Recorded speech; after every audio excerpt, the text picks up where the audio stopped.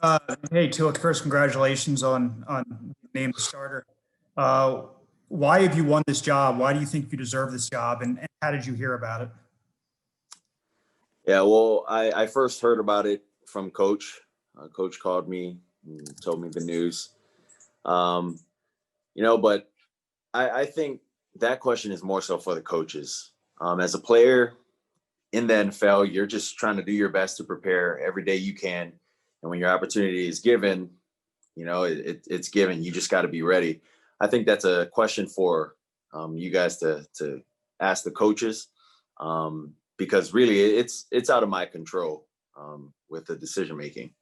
Hey Tua, I know when you first make your start, I guess November 1st, it'll be 351 days since that hip injury you suffered. Have you thought about just sort of the full circle of everything and what's leading you to your first start?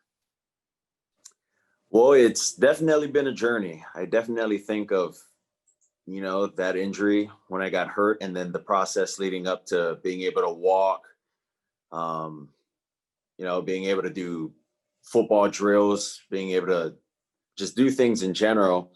I definitely do reflect on that process that I went through, and I'm definitely blessed to be able to still be here and play the game that I grew up dreaming to play. Hey, Tua, good to see you and congratulations. The team is 3-3, so it's pretty well positioned. You're not stepping into a bad situation. Can you talk about what your goals are for this season? Well, my goals are to do whatever I can do to help this team become successful, especially our offense. Um, I mean, everyone knows Fitz has done a tremendous job, um, and I don't know. I just feel like I'm definitely lucky. I'm blessed to be in the situation I'm in where I can continue to learn from a guy like Fitz, and then also, having the mind of Chan, him helping kind of put me in the offense, I guess, in a situation like in a good situation. I think that's what's going to be important the next couple weeks and the entire season. Sorry about that. Tua, what was it like after Flo told you and you had some alone downtime? What were your emotions like once you absorbed what he had told you about making this change to make you the starter? Yeah, I was very excited. That's that's news that I think anyone would love to hear. Being named the starter at any position, but at the same time, I I also felt for Fitz as well, and me and Fitz had a conversation, just about all of this. But like I've continued to say, I mean, although it kind of hurts me in a way to see Fitz hurt, I'm just very, very, lucky to have someone like Fitz in my corner, regardless of the situation we're in right now.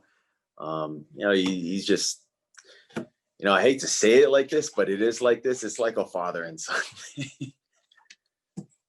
That's I'm sorry.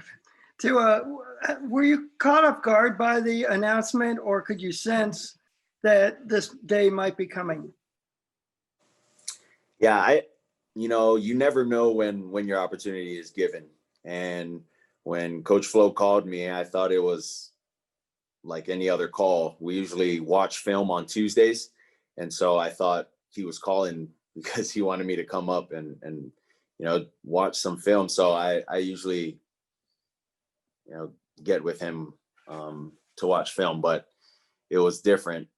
I just think that you need to be ready every time. So opportunities come, and when they come, you gotta take them and run with them. Hi, Joe. Congratulations. You've been so open with us about how much your family has influenced your journey. I just am curious if you're comfortable sharing anything about your conversation with your parents yesterday when you heard the news. Yeah, well, I told my parents that I got a call from Coach Flo, and the GM was in that same room, and they told me that I was going to be the starter, and so I told them that, and I mean, they were excited. They didn't believe me for a little bit. You know, I think my dad kind of joked about it. He's like, yeah, after 2 plays or after 2 throws, they want to put you in now. So it was exciting, but you know, my parents were, yeah, they were very excited, especially my mom. You know, for mothers, it's just different when you see your son get hurt and then given the opportunity now. So it was cool. Hey, Tua, I wanted to ask, you probably didn't know beforehand you were going to go into the Jets game. The pass to Patrick Laird, did you throw that out of bounds, throw that so he can go out of bounds to maybe give yourself some more time to be in the game? And also I wanted to ask, what was your reaction about, Rick Ross shouting you out on Instagram? Yeah. I only seen Pat. Pat was the only guy that was open. So I threw it to Pat. And I knew the situation, and I told the guys while we were running the ball, the running backs, and then the receivers as well in the huddle, you know, that it's under 2 minutes. Let's stay in bounds. Let's try to kill the clock. And then there I go. So Pat caught the ball, and Pat tried to stay in bounds, but Brian Poole hit him out. But yeah, that's just how that went. And then with Rick Ross, I mean, that's pretty cool. You know, that's really cool. To see someone of his profile, you know, in the rap world, you know, whatever you want to call it, be of support. So that was cool to see. We got time for one more, Travis. Hey, Tua, you got a chance to game plan and prepare for 6 opponents and then go out and watch, a master of his craft do it for those 6 games on game days. How did that accelerate your growth and help prepare you for your first start now 11 days away in the NFL? That's a great question. I think with having someone like Fitz, you just don't think like within what you start thinking of what other people are doing, the defense, how they line to stack formations, how fronts can dictate coverages. I mean, just things that I didn't really need to worry about in college, I think of now. And it really is about the little things. And so it's just, like I said, it's just really, really a big blessing that I have someone like him. And, you know, it's not like it stops here. It's a continuous competition, you know, with Fitz. And what's so cool about it is that I can continue to grow and continue to learn from him through this process.